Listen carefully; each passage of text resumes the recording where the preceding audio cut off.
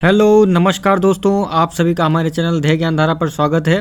दोस्तों, जैसे कि आज इलाहाबाद हाई कोर्ट का पेड अप्रेंटिस और जूनियर असिस्टेंट का एग्ज़ाम हुआ, जिसकी आंसर की आप लोगों के सामने प्रस्तुत है। तो बिना टाइम गंवाए स्टार्ट करते हैं हम क्वेश्चन नंबर 1 से। देखते हैं पहला क्वेश्चन जो था, ये क्वेश्चन नंबर 1 से और 25 तक ये जीएस के क्वेश्चन हैं, जिसमें से 2 से 3 क्वेश्चन जो है रीजनिंग के भी इन्होंने शामिल किए हैं। तो स्टार्ट करते हैं। पहला क्वेश्चन है, एक आपको श्रृंखला दी गई है, सीरीज़ दी गई है, तो इसमें बताना है सही आंसर क्या होगा।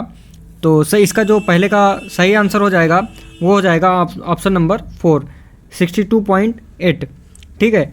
अगला है, एक आपको श्रृंखला दी गई है जिसमें लुप्त संख्या ज्ञात करना है।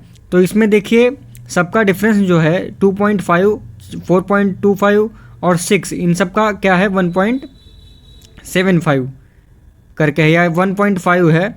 तो इसका जो करेक्ट ऑप्शन हो जाएगा option number B, second option 7.75 इसका जो है करेक्ट ऑप्शन हो जाएगा। नेक्स्ट देखते हैं। क्वेश्चन है, मिलान करना है आपको। एक तरफ लिखा हुआ है भारत के जीव जंतु और दूसरी तरफ अवस्था उनकी दी गई हुई है।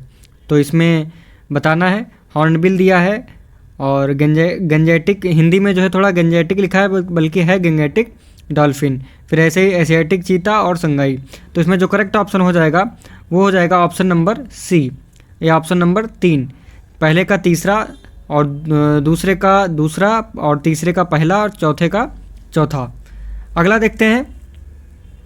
अगला है, जीन किसके विशिष्ट अंग होते हैं। तो इसमें जो करेक्ट हो जाएगा वह हो जाएगा डीएनए। डीएनए जो है वो जो है जीन जो है वह डीएनए के विशिष्ट अंग होते हैं। इसी प्रकार से अगला प्रश्न है 5वां नंबर। इसमें भी मिलान आपको करना है, सूची और सूची 2 दी गई हैं, इसमें आपको सही मिलान करना है। तो इसमें जो सही आंसर हो जाएगा वह हो जाएगा ऑप्शन नंबर 3। पहले का तीसरा हो जाएगा सही, और दूसरे का पहला और तीसरे का चौथा और चौथे का दूसरा। इसी प्रकार से अगला देखते हैं। पूछ रहा है इकोलॉजी अध्ययन होता है। तो इसमें जो करेक्ट ऑप्शन हो जाएगा वह हो जाएगा चौथा। इकोलॉजी जो है उन विधियों का जिसमें जीव एक दूसरे के साथ और अपने निर्जीव परिवेश के साथ अंतःक्रिया करते हैं। अगला प्रश्न देखते हैं। भारत सरकार की स्वामित्व योजना देश भर में कब शुरू की गई। तो आप सभी ने पढ़ा होगा, अभी हाल ही के 2020-21 में ये शुरू की गई है स्वामित्व योजना। तो इसमें सही ऑप्शन हो जाएगा ऑप्शन नंबर 3, 2021। अगला है, जमीन में नीचे की ओर गतिमान भूजल के साथ अधोमुखी प्रदूषक क्या कहलाते हैं। तो इसमें अधोमुखी जो प्रदूषक कहलाते हैं वह कहलाते हैं लिचेट्स। ऑप्शन नंबर 1 इसका सही आंसर हो जाएगा। अगला है, व्यस्ततम समुद्री मार्ग जो बिग ट्रंक रूट नाम से भी जाना जाता है वह कहाँ से होकर गुजरता है। ठीक है। तो इसमें करेक्ट ऑप्शन हो जाएगा ऑप्शन नंबर 4, उत्तरी अटलांटिक महासागर। ठीक है। अगला देखते हैं क्वेश्चन नंबर 10। क्वेश्चन नंबर 10 में भी सूची 1 और सूची 2 में सही मिलान करना है। तो जैसे कि एक तरफ आपको धातुएं दी गई हैं, दूसरी तरफ आपको मिश्र धातुएं दी गई हैं, तो पता करना है कि किस धातु की कौन सी मिश्र धातु है। तो इसमें जो सही ऑप्शन हो जाएगा वो हो जाएगा ऑप्शन नंबर 2, पहले का तीसरा, मतलब तांबा का जो मिश्र धातु है वह क्यूपराइट हो जाएगा। और फिर आपको लोहा का तो सभी जानते होंगे हेमेटाइट होता है। फिर एल्युमिनियम का सभी लोग जानते हैं कि इसका जो है बॉक्साइट होता है। फिर बचा जस्ता हो जाएगा आपका कैलेमाइन। ठीक है। अगला देखते हैं। इसमें भी जो है सूची 1 सूची 2 का मिलान करना है। दोस्तों, आज हम लोगों ने देखा होगा आज के पेपर में जो सूचियों के टाइप वाले जो क्वेश्चन मिलान वाले आते हैं बहुत ही देखे गए। ऐसे ही कल जो ग्रुप डी का हुआ था उसमें भी इन प्रकार के प्रश्नों की संख्या ज़्यादा थी। तो 11 नंबर प्रश्न देखते हैं हम लोग। इसमें दिया हुआ है कि 2 सूचियाँ दी हैं, इसमें सही मिलान करना है। तो इसका जो सही हो जाएगा ऑप्शन नंबर 3, पहले का तीसरा, मतलब ये जो ट्विस्टेड पेयर केबल दिया है इसका गाइडेड मीडिया के साथ मिलान सही हो जाएगा। HTTP इसका प्रोटोकॉल के साथ मिलान सही हो जाएगा। और सी नंबर जो दिया हुआ है सैटेलाइट कम्युनिकेशन, इसका हो जाएगा फर्स्ट ऑप्शन के साथ। ठीक है। इसी प्रकार से जो चौथा सर्किट दिया है इसका जो है सही हो जाएगा स्विचिंग टेक्निक। ठीक है। तो अगला देखते हैं हम लोग। अगला क्वेश्चन 12वां क्वेश्चन है, सुपरसोनिक हवाई जहाज शॉक वेव्स सृजित करते हैं। ठीक है, ये क्या कहलाते हैं। तो सही आंसर हो जाएगा इसमें, ये कहलाते हैं सोनिक बूम, इस ऑप्शन नंबर 2। ठीक है, सोनिक बूम।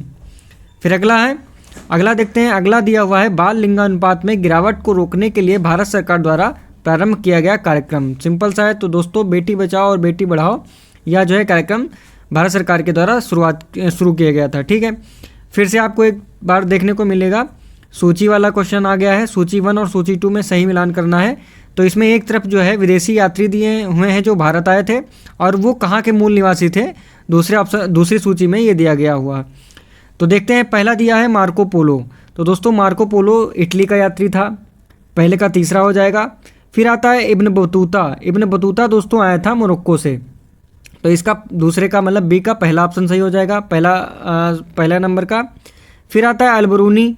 अलबरूनी दोस्तों उज्बेकिस्तान से, ठीक है। और फिर फ्रेंकोइस बर्नियर बचा, तो यह आया था फ्रांस से। तो इस प्रकार इसमें जो सही ऑप्शन हो जाएगा ऑप्शन नंबर 1, ठीक है। फिर अगला प्रश्न देखते हैं। अगला प्रश्न है 15वां, भारतीय पुरातत्व शास्त्र का पिता किसे कहा जाता है। दोस्तों तो भारतीय पुरातत्व शास्त्र के जो पिता हैं वह अलेक्जेंडर कनिंघम कहा जाता है, इनको कहा जाता है। ऑप्शन नंबर 4 इसमें सही हो जाएगा। नेक्स्ट क्वेश्चन देखते हैं, किसी राष्ट्र की वृत्तिक संरचना का अर्थ वितरण या विभाजन से है जो किस पर आधारित है। दोस्तों यह कन्फ्यूजन वाला प्रश्न है, इसमें भू स्वामित्व और व्यवसाय में कन्फ्यूजन है, लेकिन जो मैक्सिमम चांसेस हैं उस सही होने के, वह व्यवसाय सही होंगे। बाकी अब ये जो है जो आंसर की आएगी इलाहाबाद हाई कोर्ट के द्वारा, उससे ही इसका कन्फर्म हो पाएगा, ठीक है। अगला प्रश्न है, देखिए एक बार फिर आपको सूची 1 और सूची 2 में मिलान करने के लिए दिया गया हुआ, तो इसमें देख लीजिए इसका क्या सही आंसर होगा। यह भी अभी जो है सस्पेंस का है, सस्पेंसिव क्वेश्चन है, इसको हम बाद में जो है अपने टेलीग्राम चैनल पर बता देंगे। फिर अगला है, आपको दिया गया है वर्ग, घन और जो है फिर वृत्त, तो इसके आगे क्या होगा, तो इसके आगे हो जाएगा गोलार्ध, ठीक है। तो इसमें ऑप्शन नंबर 2 सही हो जाएगा। अगला क्वेश्चन देखते हैं। अगला क्वेश्चन है कि निम्नलिखित में से कौन भारतीय संविधान के 42वें संशोधन 1976 में शामिल नहीं था। तो दोस्तों पहला ऑप्शन जैसे कि दिया गया है कि इसमें 10 मौलिक कर्तव्यों की स्थापना की गई थी, यह बिल्कुल सही है। प्रस्तावना के शब्दों में परिवर्तन किया गया, यह भी बिल्कुल सही है। फिर आता है मतदान की आयु को 21 वर्ष से घटाकर 18 वर्ष किया गया था। दोस्तों यह गलत है, तो सही ऑप्शन इसका जो हो जाएगा कि इसमें एक शामिल नहीं है पूछ रहा था, तो शामिल यही नहीं है, ऑप्शन नंबर 3, ठीक है। अगला प्रश्न देखते हैं, यूनाइटेड नेशन एनवायरनमेंट प्रोग्राम मतलब UNEP का मुख्यालय कहाँ है। सिंपल प्रश्न है, सिंपल क्वेश्चन है, तो इसका जो मुख्यालय वह नैरोबी है जो कि केन्या में है, ठीक है। अगला प्रश्न है कि जब हम कहते हैं कि भारत में संघीय शासन प्रणाली है तो इसका क्या अर्थ हुआ। तो दोस्तों इसका अर्थ हुआ कि देश के भिन्न भिन्न राज्यों और प्रांतों के पास अपने कानून बनाने का निर्णय लेने का अधिकार है, तो ऑप्शन नंबर 4 इसमें सही हो जाएगा। क्वेश्चन नंबर 22 देखते हैं, पेरिस के ग्रैंड सैलोन का सबसे युवा और एकमात्र एशियाई सदस्य कौन था। तो दोस्तों इसमें जो सही ऑप्शन हो जाएगा ऑप्शन नंबर 3 अमृता शेरगिल। अगला क्वेश्चन देखते हैं। अगला क्वेश्चन है कि बुद्ध की शिक्षाएं कथाओं से पुनर्विचित की गई हैं। दोस्तों ये पढ़ने में नहीं आ रहा है, तो आप इसको इंग्लिश में पढ़ लीजिएगा, जो मुख्यतः में पाई जाती हैं। तो इसमें जो करेक्ट ऑप्शन हो जाएगा ऑप्शन नंबर 3 सुत्त पिटक में, क्योंकि कुरान जो है ये इससे नहीं संबंधित है, भगवद गीता भी नहीं बौद्ध धर्म से संबंधित है, बोधिसत्व मतलब ज्ञान की प्राप्ति हुई तो ये भी नहीं, तो बुद्ध ये जो सुत्त पिटक है तो इसी में जो है इनकी कथाओं को संकलित किया गया था। 2 थे बौद्धिक पिटक, जो सुत्त पिटक और विनय पिटक, ठीक है। अगला देखते हैं 24 नंबर, निम्नलिखित में से कौन प्रारंभिक भारतीय इतिहास के सर्वाधिक महत्वपूर्ण शासकों में से एक चंद्रगुप्त द्वितीय की पुत्री थी। तो इसमें जो करेक्ट ऑप्शन हो जाएगा ऑप्शन नंबर 1 प्रभावती गुप्त। लास्ट क्वेश्चन है जीएस श्रृंखला का, तो लुप्त संख्या की सहायता से इस पैटर्न को पूरा करें। दोस्तों ये भी काफ़ी टिपिकल क्वेश्चन था, इसमें लोगों ने अपना अपना दिमाग लगाया है, लेकिन जो इसमें हमारी टीम और हम लोगों के हिसाब से जो सही क्वेश्चन है वह आंसर है वो आंसर नंबर 4 है 8। तो आप इसको देख लीजिएगा एक बार, ये 25 क्वेश्चन आपके जीएस के करा दिए गए हैं, आप मिला लीजिए और कमेंट बॉक्स में हमें बताइए कि आपके कितने आंसर सही हैं।